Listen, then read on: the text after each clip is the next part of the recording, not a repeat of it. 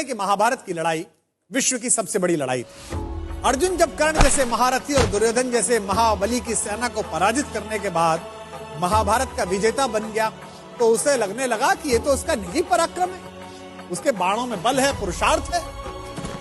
अर्जुन मन ही मन इस बात पर इठलाते हुए अपने रथ पर सवार होकर युद्ध भूमि से लौट रहा था। जब अपने शिविर के आखिर में पहुंच गए तो उसके रथ पर बैठे हुए मधुसूदन सारथी भगवान श्री कृष्ण ने कहा, पार्थ, रथ से नीचे उतर जाओ।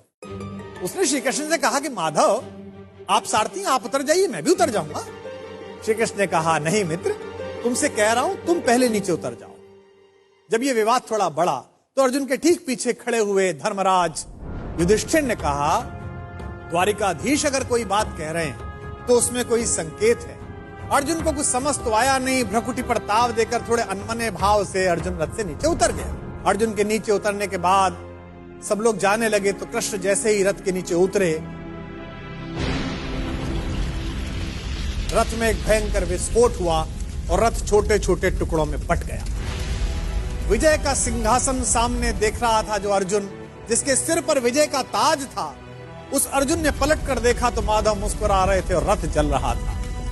अब उसे यह तो समझ में आ गया कि उसके सखा श्री कृष्ण ने उसे रथ से नीचे उतरने के लिए क्यों कहा, और उसे विस्फोट का कारण अब भी समझ में नहीं आया था। अब उसने विनम्र भाव से अहंकार का तिरोहन करते हुए माधव से पूछा कि माधव, यह क्या लीला है? कृष्ण ने मुस्कुराते हुए उत्तर दिया कि पार्थ, युद्ध के इस दौरान इस रथ पर कई दिव्य शक्तियों का प्रयोग हुआ। तुम पर जिन घातक अस्त्रों का प्रयोग हुआ उसका बचा हुआ असर भी इस रथ पर था जिस पर हम सवार थे।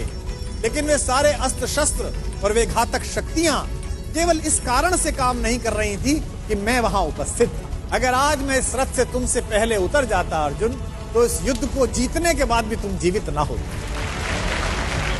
अर्जुन की आंख खुल गई। उसे यह एहसास हुआ कि विश्व की जिस सबसे बड़ी विजय को वो अपना निजी पराक्रम मान रहा है, वो केवल उसकी उपलब्धि नहीं बल्कि उसमें ईश्वर के उस अंश की सद्भावना है जिसे मधुसूदन भुवन मोहन कन्हैया कहा जाता है।